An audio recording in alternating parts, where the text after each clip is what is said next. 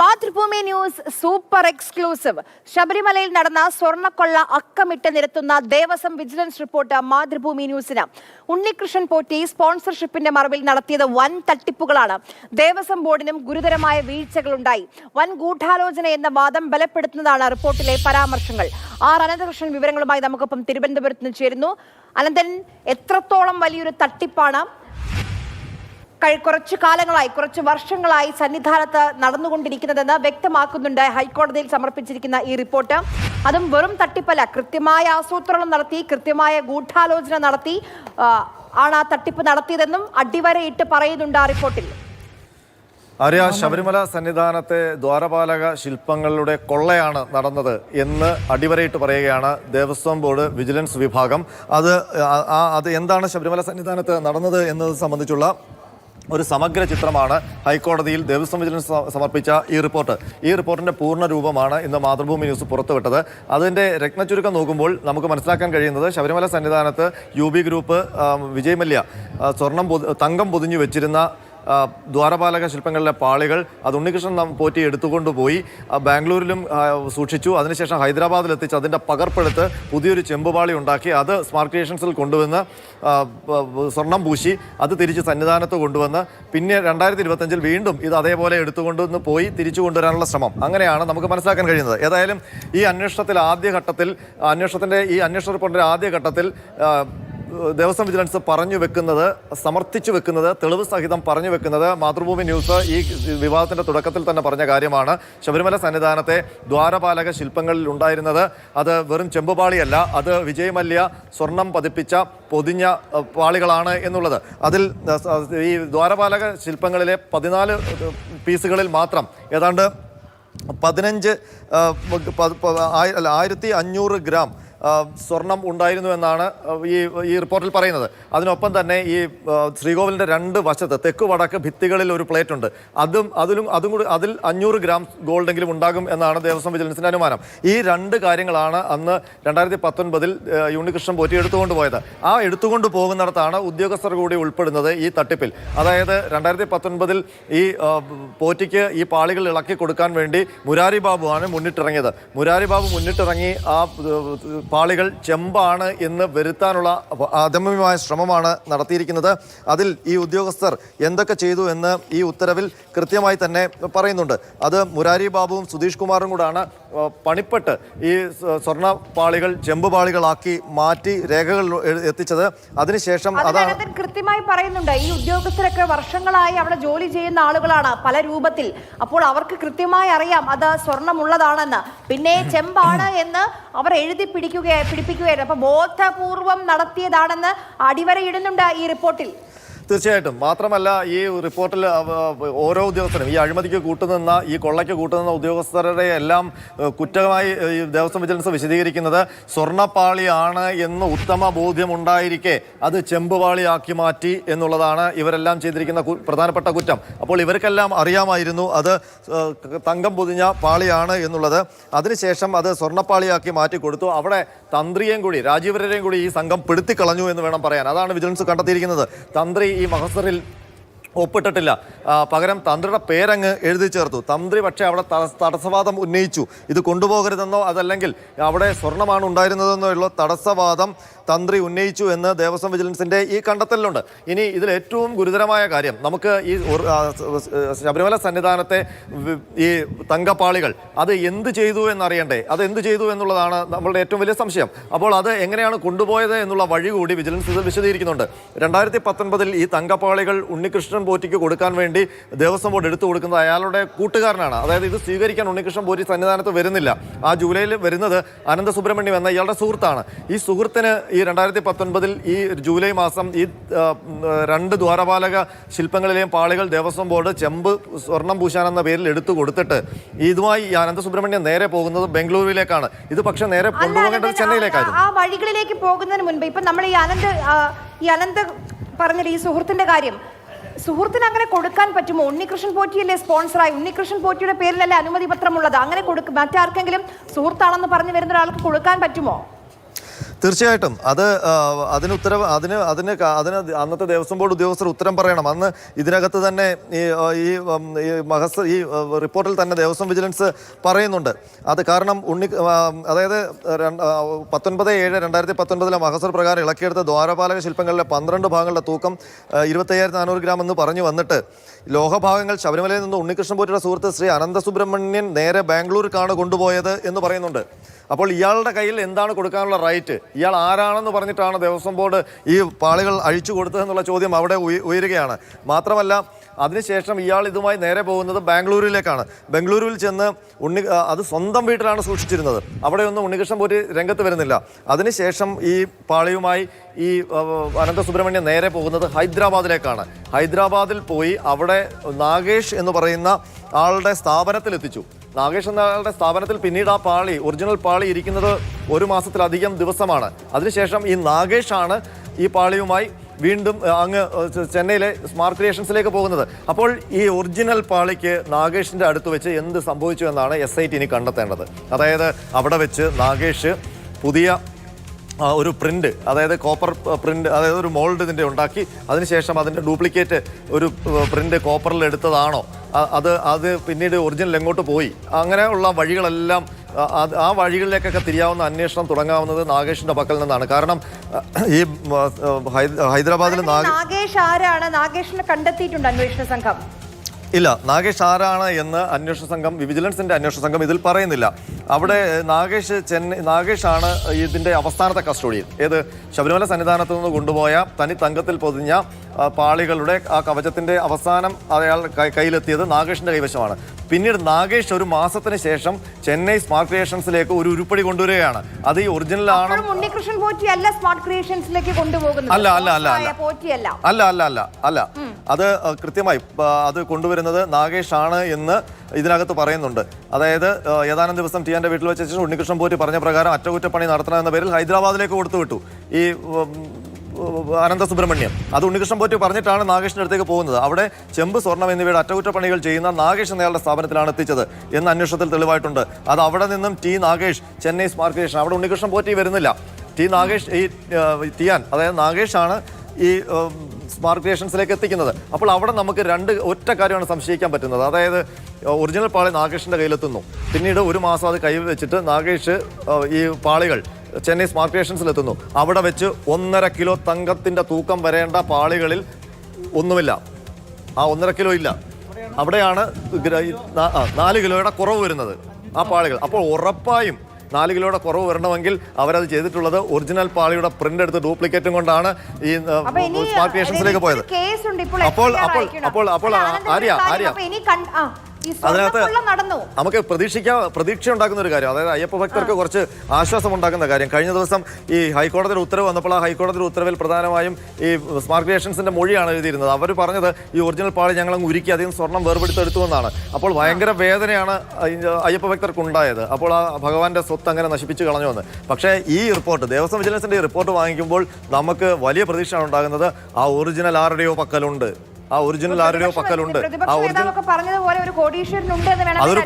അത് ഒരു കോടീശ്വരന് മാത്രമേ സ്വന്തമാക്കാൻ കഴിയൂ. ആ കോടീശ്വരൻ ബംഗളൂരുവിലാണോ, ലണ്ടനിലാണോ, അതോ മറ്റെവിടെയെങ്കിലും ആണോ, രാജ്യത്ത് വേറെ എവിടെയെങ്കിലും ആണോ എന്നൊക്കെ ഉള്ളത് പിന്നീട് SIT കണ്ടെത്തേണ്ട കാര്യമാണ്.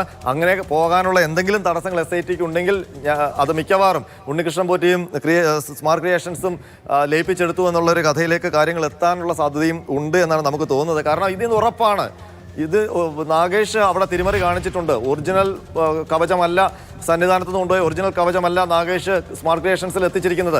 എന്നിട്ട് അതിൻ്റെ മുക്കുപണ്ടമാണ് ഏറ്റവും ഒടുവിൽ സെപ്റ്റംബർ 11 സന്നിധാനത്തേക്ക് കൊണ്ടുവന്നിരിക്കുന്നത്. സന്നിധാനത്തേക്ക് വരുമ്പോൾ എന്താണ് സംഭവിച്ചത്? അതിൻ്റെ തൂക്കം മൊത്തം അങ്ങ് മാറുകയാണ്. അതായത് ഏതാണ്ട് 258 പവൻ. തൂക്കത്തിന്റെ കണക്കുകൾ നമുക്ക് വിശദമായി പറയേണ്ടതുണ്ട്. പ്രശാന്ത് കൃഷ്ണ കൂടി ഉണ്ട് നമുക്ക്. ഞാൻ പ്രശാന്തിലേക്ക് കൂടി ഒന്ന് പോയിട്ട് തിരിച്ചു വരാം.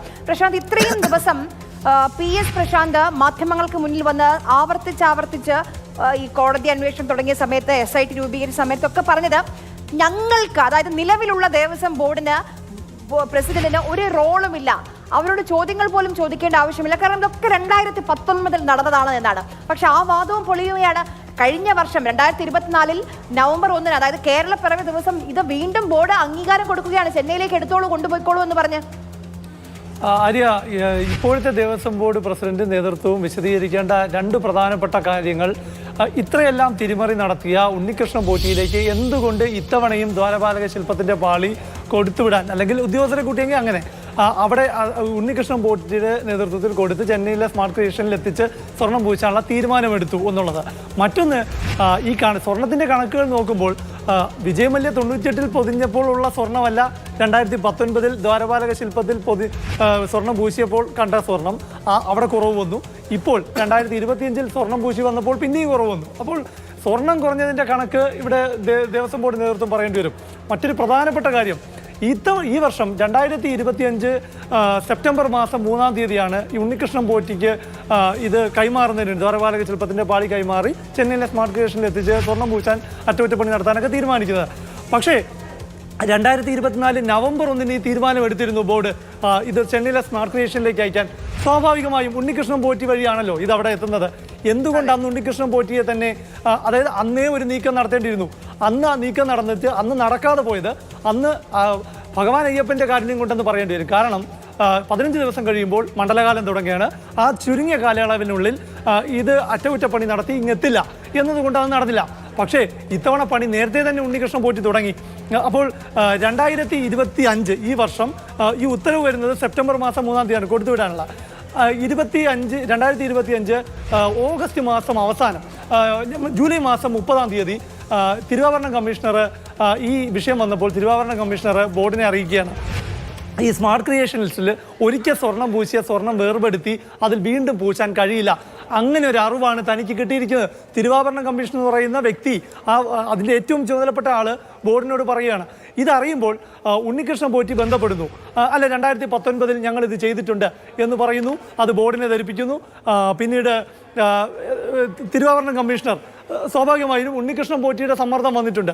അതുകൊണ്ടാണ് വീണ്ടും സ്മാർട്ട് ക്രിയേഷനിൽ ഈ തിരുവാഭരണ കമ്മീഷണർ റജിലാൽ ബന്ധപ്പെടുന്നു. അപ്പോൾ അവരും പറയുകയാണ് ഞങ്ങളത് ചെയ്തിട്ടുണ്ട്. അപ്പോൾ ഉണ്ണികൃഷ്ണൻ പോറ്റിയും സ്മാർട്ട് ക്രിയേഷനും തമ്മിലുള്ളൊരു തിരക്കഥ ഇതിലുണ്ട്.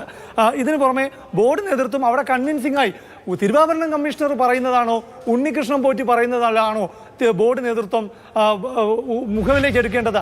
സ്മാർട്ട് ക്രിയേഷൻസിൽ അതിന് സാധിക്കില്ല എന്ന് പറഞ്ഞാൽ അവിടെ ഡ്രോപ്പ് ചെയ്യേണ്ടതല്ലേ ഈ വിഷയം? അതിന് പകരം എന്ത് ചെയ്തു? അതിനുശേഷം 8/8/2025 തിരുവാഭരണ കമ്മീഷണർ ബോർഡിലേക്ക് കത്ത് നൽകി. ഈ സ്മാർട്ട് ക്രിയേഷനിൽ തിരക്കിയതിൻ്റെ അടിസ്ഥാനത്തിൽ അവരത് ചെയ്യാം, അവർക്ക് അതിന് സാങ്കേതിക വിദ്യ ഉണ്ട് എന്ന് പറഞ്ഞു. എന്നതിൻ്റെ അടിസ്ഥാനത്തിൽ മാത്രമല്ല 40 വർഷത്തെ വാറണ്ടി ആണല്ലോ ഒരു ആനക്കാര്യം. അപ്പോൾ 40 വർഷത്തെ വാറണ്ടി എന്നത് തട്ടിപ്പിന് വേണ്ടിയുള്ള ഒരു വലിയ മറയായിരുന്നു. അത് മുഖവിലേക്ക് എടുത്തുകൊണ്ട് ഈ ഉണ്ണികൃഷ്ണൻ പോറ്റിക്ക് തന്നെ കൈമാറുന്നു. ഉണ്ണികൃഷ്ണൻ പോറ്റിക്ക് ഈ സ്പോൺസർ എന്ന വ്യാജേന നിൽക്കുന്ന ഉണ്ണികൃഷ്ണൻ പോറ്റിക്ക് വീണ്ടും സ്വർണം പൂശാനുള്ള അധികാരം കൊടുക്കുന്നു. ജീവനക്കാരെയും കൂട്ടിവിടുന്നു. അപ്പോൾ ശബരിമലയിൽ നിന്ന് അപ്പോഴും തിരുവാഭരണ കമ്മീഷണർ പറയുന്നുണ്ട്, ശബരിമലയിൽ നിന്ന് പുറത്തു കൊണ്ടുപോകുന്ന പക്ഷം കരുതലോടെ ആകണമെന്നും ശ്രീകോവിലിന്റെ കതക് കട്ടള എന്നിവ സന്നിധാനത്ത് വെച്ച് തന്നെ അതിൽ ഏറ്റവും പ്രധാനപ്പെട്ട ഒരു ഭാഗം കൂടി പറയേണ്ടതുണ്ട്. അതായത് ഉണ്ണികൃഷ്ണൻ പോറ്റിയുമായി സംസാരിച്ചപ്പോൾ ഈ ദ്വാരപാലക ശില്പങ്ങൾ കൊണ്ടുപോകുമ്പോൾ സ്റ്റാഫ് കൂടെ വരുന്നു എങ്കിൽ ചിലവ് വഹിക്കില്ല എന്നാണ് ഈ ഉണ്ണികൃഷ്ണൻ പോറ്റി പറഞ്ഞത്. അപ്പോൾ തിരുവാഭരണ കമ്മീഷണറാണ് സമ്മതിക്കാതെ. ഈ ഉണ്ണികൃഷ്ണൻ പോറ്റിയുടെ കയ്യിൽ കൊടുത്തുവിടാൻ സമ്മതിക്കാത്തത് തിരുവാഭരണ കമ്മീഷണർ റജിലാലാണ്, അല്ലാതെ ഇപ്പോഴത്തെ ബോർഡ് നേതൃത്വമല്ല. അപ്പോൾ ഇതിന്റെ മുഴുവൻ ക്രെഡിറ്റ് ബോർഡ് നേതൃത്വം ഞങ്ങൾ കൊടുത്തുവിട്ടില്ല എന്ന് പറയുന്നതിൽ കാര്യമില്ല. തിരുവാഭരണ കമ്മീഷണറുടെ കൃത്യമായ ഇടപെടൽ ഇവിടെ ഉണ്ടായി, 2019-ൽ ഉണ്ടായില്ല. അത് തന്നെയാണ് 2019 ഇവിടെ ആവർത്തിക്കാതിരിക്കാൻ വഴിയൊരുക്കിയത്. 2019-ലെ ബോർഡ് നേതൃത്വത്തിന് പറ്റിയ അതേ വീഴ്ച ഇത്തവണ 2025-ലെ ബോർഡ് നേതൃത്വത്തിനും ഉണ്ടായിട്ടുണ്ട്. അത് തടയിടപ്പെട്ടത് തിരുവാഭരണ കമ്മീഷണറുടെ ഇടപെടൽ കൊണ്ട് മാത്രം. നമ്മൾ ഇവിടെ ഓർക്കേണ്ട ഒരു പേര്, ഇപ്പം പ്രശാന്ത് പറഞ്ഞതുപോലെ തിരുവാഭരണ കമ്മീഷണർ തന്നെയാണ്. റജിലാലിന്റെ ഇടപെടൽ, ആ നിരീക്ഷണം, ആ പരിശോധന ഒന്നുകൊണ്ട് മാത്രമാണ് അല്പമെങ്കിലും ഒന്ന് രക്ഷയായത്. അനന്തനിലേക്ക് ഒരിക്കൽ കൂടി പോവുകയാണ്. അനന്തൻ, നേരത്തെ നമ്മൾ സംസാരിച്ചു വന്ന കണക്കുകളുണ്ട്. കൃത്യമായി ഈ അന്വേഷണ റിപ്പോർട്ടിൽ വിജയ് മല്യ എത്രത്തോളം സ്വർണം ഉപയോഗിച്ചു, അതിന്റെ കണക്കുകൾ എവിടെയൊക്കെ, എങ്ങനെ, ഏത് കാലയളവിൽ എന്ന് കൃത്യമായി രേഖപ്പെടുത്തിയിട്ടുണ്ട്. നോക്കൂ, കൃത്യമായി പറയുന്നു 2064 ഗ്രാം സ്വർണം ഉള്ളതായി വെളിവായതാണ് 98-ൽ. അതായത് വിജയ് മല്യ നൽകിയ സ്വർണം 2064 ഗ്രാം. പിന്നീട് അത് 2019-ൽ സ്മാർട്ട് ക്രിയേഷൻസിൽ നിന്ന് തിരികെ കൊണ്ടുവരുമ്പം അത് 394 ഗ്രാമാണ്. നോക്കൂ എത്രയാണ് കുറഞ്ഞിരിക്കുന്നതെന്ന് നോക്കൂ. അത് എവിടെ പോയി, എങ്ങനെ പോയി എന്ന് പരിശോധിക്കാൻ ഒരു സംവിധാനവും ഉണ്ടായില്ലേ സന്നിധാനത്ത്? അനന്തൻ, തീർച്ചയായിട്ടും ഇപ്പോൾ ദേവസ്വം വിജിലൻസിന്റെ കണ്ടെത്തലനുസരിച്ച് 98-ൽ വിജയമല്യ സ്വർണം പൊതിഞ്ഞ പാളികൾ, അത് ദ്വാരപാലക പാളികളിലെ 14 പീസുകളും അതിനൊപ്പം തന്നെ 2 ഭിത്തികളിലെ 12 പീസുകളും, അങ്ങനെ അത്രയും പീസുകളിലായി, അത്രയും ഉരുപ്പടികളിലായി 2064 ഗ്രാം തനി തങ്കമാണ് ഉണ്ടായിരുന്നത്. അതായത് 258 പവൻ, ഏതാണ്ട് 2 കിലോയ്ക്ക് അടുത്ത്. അത് സ്മാർട്ട് ക്രിയേഷൻസിൽ പോയി 2019 ഇതെല്ലാം എടുത്തുകൊണ്ട് പോയിട്ട് തിരിച്ചു വരുമ്പോൾ 14 പീസുകളിൽ 394, 12 പീസുകളിൽ 281, അങ്ങനെ 675 ഗ്രാമാണ് 2019 തിരിച്ചു വന്നത്. അപ്പോൾ എത്ര പവനാണ് അടിച്ചു പോയത്? അത് മാത്രമല്ല, അനന്തരം വേറൊരു കാര്യം ശ്രദ്ധിച്ചോ, അത് കഴിഞ്ഞ് 2025 ഈ വർഷം കൊണ്ടുപോകാൻ ശ്രമിച്ച സമയത്ത് 260 ഗ്രാമാണ് തൂക്കി നോക്കിയപ്പോൾ. അപ്പം ആ 394 എങ്ങനെയാണ് 260 കുറഞ്ഞത്? ഒരു 130 ഗ്രാം എങ്ങനെ കുറഞ്ഞു? 130 ഗ്രാം എന്ന് പറഞ്ഞാൽ ഏകദേശം 16 പവൻ സ്വർണം എവിടെ തേഞ്ഞു മാഞ്ഞു പോയി? അത് ആര്യ, ഇത് ഈ കണക്ക് കാണുമ്പോൾ തന്നെ നമുക്ക് ഒരു കാര്യം വ്യക്തമല്ലേ. 98-ൽ ഉണ്ടായിരുന്നത് 2064 ഗ്രാം ആണല്ലോ, 258 പവനാണല്ലോ. ആ ഉരുപ്പടിക്ക് ഒന്നും സംഭവിച്ചില്ല, അതങ്ങ് അടിച്ചുകൊണ്ട് പോയി. അത് കംപ്ലീറ്റ് ആയിട്ട് അടിച്ചുകൊണ്ട് പോയി. അതിനുശേഷം ഇവർ ഉണ്ടാക്കിയത് ഇതിന്റെ ഒരു പ്രിന്റ് എടുത്തൊരു കോപ്പർ പ്ലേറ്റ് ഉണ്ടാക്കിയിട്ടുണ്ട്. അതാണ് 2019 ഇലക്ട്രോ പ്ലേറ്റ് ചെയ്ത് കൊണ്ടുവരുന്നത്. അതിനകത്ത് 394 ഗ്രാമേ കയറിയിട്ടുള്ളൂ ആ ഇലക്ട്രോ പ്ലേറ്റ് ചെയ്ത്. ഇല്ല, ഇവര് മാത്രമല്ല, ഇതിപ്പോ സ്പോൺസർമാർ ഈ പുതിയ ഉരുപ്പടി 2019 ഇലക്ട്രോ പ്ലേറ്റ് ചെയ്യാൻ വേണ്ടി ഇവർ കുറെ പേരുടെ സ്വർണം വാങ്ങിച്ചു. അത് പൂർണ്ണമായിട്ട് ഉപയോഗിച്ചിട്ടില്ല. അതിന്റെ പകുതി, അതിന്റെ കുറെ ഭാഗം ഉണ്ണികൃഷ്ണൻ പോറ്റി വലിയൊരു ഭാഗം അടിച്ചു മാറ്റിയതിനു ശേഷം 2019 394 ഗ്രാം പൂശി. അതുപോലും 2025 ബോർഡ് നേതൃത്വത്തിന് ഉറപ്പാക്കാൻ പറ്റില്ല. ഇനി ആരെ ഇതിനകത്ത് രസകരമായ കാര്യം, ഇതിപ്പോൾ ഗോൾഡ് പ്ലേറ്റ് ചെയ്തല്ലോ 2019 സ്മാർട്ട് ക്രിയേഷൻസിൽ. അതിനുശേഷം അവിടെ സംഭവിച്ചത് അതിരസകരമായ കാര്യങ്ങളാണ്. അത് ശബരിമല സന്നിധാനത്ത് നിന്നൊരു വളരെ പരിപാവനമായ ഒരു കരുതേണ്ട ഒരു വസ്തു, അതിനോട് എങ്ങനെയൊക്കെയാണ് ഇവർ പെരുമാറിയെന്നുള്ളതാണ്. അതായത് 2019 ഈ നാഗേഷ് കൊണ്ടുകൊടുത്ത ചെമ്പ് പ്ലേറ്റ്, അവിടെ നേരത്തെ അദ്ദേഹം കണ്ടിട്ടുള്ള സ്വർണം ഒട്ടും കലരാത്ത ഒരു ചെമ്പുപാളിയാണ് അവിടെ കിടക്കുന്നത് കണ്ടത്. അപ്പോൾ രാധാകൃഷ്ണൻ അവിടെ ഇടപെട്ടിട്ടില്ല എന്ന് ദേവസ്വം വിജിലൻസ് പറയുന്നുണ്ട്. മാത്രമല്ല, രാധാകൃഷ്ണന്റെ സാന്നിധ്യത്തിൽ രാധാകൃഷ്ണൻ അതുവരെ കണ്ടിട്ടില്ലാത്ത പുതിയ ചെമ്പുവാളിയിൽ സ്വർണം പൊതിയുന്നു, സ്വർണം പൂശുന്നു, ഇലക്ട്രോപ്ലേറ്റ് ചെയ്യുന്നു. അതിനുശേഷം ഈ ഇലക്ട്രോപ്ലേറ്റ് ചെയ്ത സ്വർണ്ണ ഉരുപ്പടിയുമായിട്ട് രാധാകൃഷ്ണനാണ് ഇങ്ങോട്ട് വരേണ്ടത് സന്നിധാനത്തേക്ക്. പക്ഷേ രാധാകൃഷ്ണൻ അങ്ങനെ ചെയ്യുന്നില്ല. രാധാകൃഷ്ണൻ ചെയ്യുന്നത് ഈ ഉരുപ്പടി ഉണ്ണികൃഷ്ണൻ പോറ്റി ഏൽപ്പിച്ചിട്ട് തിരിച്ചു പോകുന്നു. അപ്പോൾ അത് വലിയ വീഴ്ചയായിട്ട് ഈ ദേവസ്വം വിജിലൻസ് കണ്ടെത്തിയിട്ടുണ്ട്. ഇനി ദേവസ്വം പ്രതിനിധികൾ തിരിച്ചു പോയതിനു ശേഷം ഉണ്ണികൃഷ്ണൻ പോറ്റി ഈ ഉരുപ്പടിയുമായി ചെയ്ത പരിപാടികളാണ് പിന്നീടുള്ളത്. അത് നടൻ ജയറാമനെ അവിടേക്ക് സ്മാർട്ട് ക്രിയേഷൻസിലേക്ക് വിളിച്ചു വരുത്തി അവിടെ ഒരു പൂജ നടത്തി.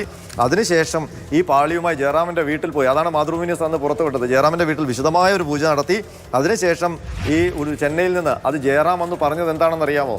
സ്മാർട്ട് ക്രിയേഷൻസിൽ നിന്ന് ഈ ഉരുപ്പടി ശബരിമലയിലേക്ക് കൊണ്ടുപോകുമ്പോൾ ഒരു 15 മിനിറ്റ്, ആ യാത്ര ശബരിമലയിലേക്കാണ്, ഒരു 15 മിനിറ്റ് എൻ്റെ വീട്ടിൽ കയറി. പക്ഷെ നമ്മളത് പൊളിച്ചു കൊടുത്തു, 15 മിനിറ്റ് അല്ല എന്നുള്ളത്. പിന്നീട് ജയറാമിൻ്റെ വാചകം വെച്ചാണ് ഇത് നേരെ ശബരിമലയിലേക്കാണ് എത്തേണ്ടത്. പക്ഷേ ആ യാത്ര ശബരിമലയിലേക്കല്ല പോയത്, നേരെ ബാംഗ്ലൂരിൽ അജികുമാറിൻ്റെ വീട്ടിലേക്കാണ്. അജികുമാറിൻ്റെ വീട്ടിലെത്തി അവിടെ പൂജ നടത്തി. അതിനുശേഷം ഇത് ഹൈദരാബാദിലേക്ക് പോവുകയാണ്. അവിടെ പോയിട്ട് വിനോദ് ജെയിൻ ഹൈദരാബാദിലേക്കല്ല, ബാംഗ്ലൂരിലെ ബെല്ലാരിയിൽ വിനോദ് ജെയിൻ്റെ ബിസിനസ്സുകാരൻ്റെ വീട്ടിൽ വെച്ച് പൂജ നടത്തി. പിന്നീട് വീണ്ടും അജികുമാറിൻ്റെ കാറിൽ ബാംഗ്ലൂരിൽ എത്തിച്ച് അജികുമാറിൻ്റെ കാറിൽ വാഴക്കുളത്തെ വീട്ടിലെത്തിച്ച് അവിടെയുള്ള സർപ്പക്കാവിൽ വെച്ച് നാട്ടുകാരെല്ലാം വിളിച്ചുകൂട്ടി പൂജ നടത്തി. ഇതൊന്നും ദേവസ്വം ബോർഡ് അറിയുന്നില്ല.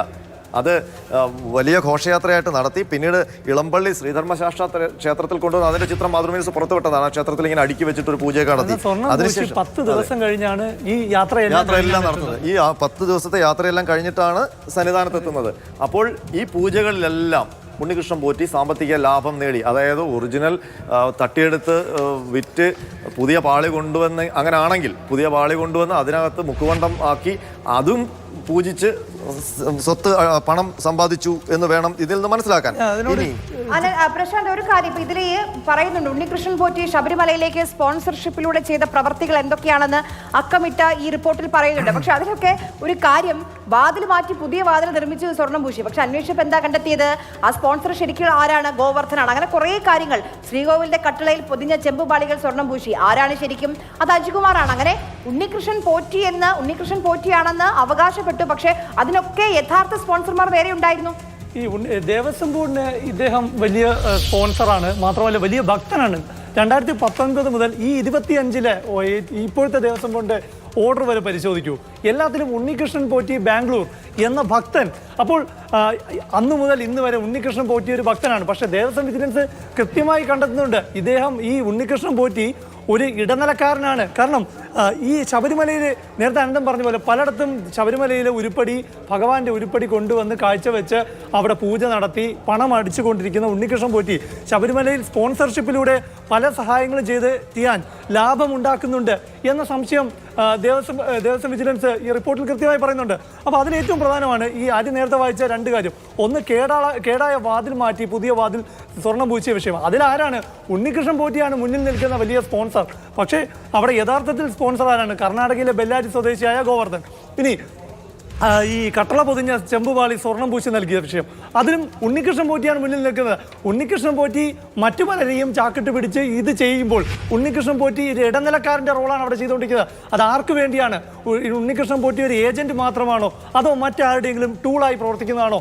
ഇതെല്ലാം പുറത്തു വരേണ്ട കാര്യമാണ്. ഇനി ഇപ്പോഴത്തെ ബോർഡ് പറയുന്നുണ്ട് ഞങ്ങൾക്ക് ഉണ്ണികൃഷ്ണൻ പോറ്റിയെ ഒരു ബന്ധമില്ല, ഉണ്ണികൃഷ്ണൻ പോറ്റിക്ക് ഞങ്ങൾ ഒന്നും കൊടുത്തു വിട്ടിട്ടില്ല എന്നൊക്കെ പറയുന്നുണ്ട്. പക്ഷേ ഉണ്ണികൃഷ്ണൻ പോറ്റി രംഗത്ത് വന്നതും ഇത് കൊടുത്തുവിടാൻ പാടില്ല എന്ന് പറഞ്ഞതും എങ്ങനെ തടയിടപ്പെട്ടു എന്ന കാര്യങ്ങളെല്ലാം തന്നെ റിപ്പോർട്ടിലുണ്ട്. അപ്പോഴും ഈ ശബരിമല സന്നിധാനത്തെ പവിത്രമായ പൊന്നു 18-ാം പടിയുടെ മുകളിൽ ഒരു മറയുണ്ടാക്കിയിട്ടുണ്ട്, ഒരു പീഠം പോലെ. അതിങ്ങനെയാണ്, ശബരിമല 18-ാം പടിക്ക് ഇരുവശങ്ങളിലുമായി മണിമണ്ഡപം നിർമ്മിച്ച് നൽകുകയും മണിമണ്ഡപത്തിലുള്ള മണികൾ നിർമ്മിച്ച് നൽകുകയൊക്കെ ചെയ്തിരിക്കുന്നത് ഈ ഉണ്ണികൃഷ്ണൻ പോറ്റിയാണ്. അപ്പോൾ ഈ പ്രവൃത്തികൾ നടക്കുന്ന രണ്ട് കാലഘട്ടങ്ങളിലായാണ്. അത് ഒന്ന് അനന്തഗോപൻ ദേവസ്വം ബോർഡ് പ്രസിഡന്റ് സ്ഥാനത്ത് നിന്ന് ഇറങ്ങുന്ന സമയത്ത് ഇതിൻ്റെ തൂണുകൾ മാത്രമേ ഉള്ളൂ. അതിനുശേഷം ഈ ബോർഡ് ഭരണകൂടം വന്നതിന് ശേഷമാണ് അതിൻ്റെ മേൽഭാഗത്തുള്ള ഷീറ്റെല്ലാം വരുന്നത്. അപ്പോൾ ഈ സ്പോൺസർ ആരാണെന്നോ ഈ ഉണ്ണികൃഷ്ണൻ പോറ്റിയൊക്കെ ഇവർക്ക് കൃത്യമായി അറിയാവുന്ന കാര്യമാണ്. പിന്നെ 2025 ഈ ഉണ്ണികൃഷ്ണൻ പോറ്റി അന്നദാനത്തിന് വേണ്ടി 6 ലക്ഷം രൂപ ചെലവഴിച്ചിട്ടുണ്ട്. മകരവിളക്ക് സമയത്ത് 10 ലക്ഷം, ഈ 8 ലക്ഷം. ഉണ്ണികൃഷ്ണൻ പോറ്റിയുടെ സ്പോൺസർഷിപ്പിന്റെ വിവരങ്ങളൊക്കെ ഇതിലുണ്ട്. പക്ഷേ സ്പോൺസർഷിപ്പ് അല്ല, ഇടനിലക്കാരനായാണ് ഉണ്ണികൃഷ്ണൻ പോറ്റി പ്രവർത്തിച്ചതെന്ന് കൂടി ഇതാക്കുന്നുണ്ട്. ഉണ്ണികൃഷ്ണൻ പോറ്റി ഇപ്പോൾ എവിടെ, ഇനി അടുത്തത് എന്താണ്, ഈ സ്വർണം, ഈ മുതൽ എവിടെ എന്നുള്ളത് കൂടി, ഏത് കോടീശ്വരന്റെ കയ്യിലാണെങ്കിലും ശരി, അത് സന്നിധാനത്തെ അയ്യന്റെ മുതലാണ്, അത് കണ്ടെത്തേണ്ടതുണ്ട്, വീണ്ടെടുക്കേണ്ടതുണ്ട്. പ്രശാന്ത് കൃഷ്ണയും ആർ അനന്തകൃഷ്ണനുമാണ് വിവരങ്ങൾ നൽകിയത്.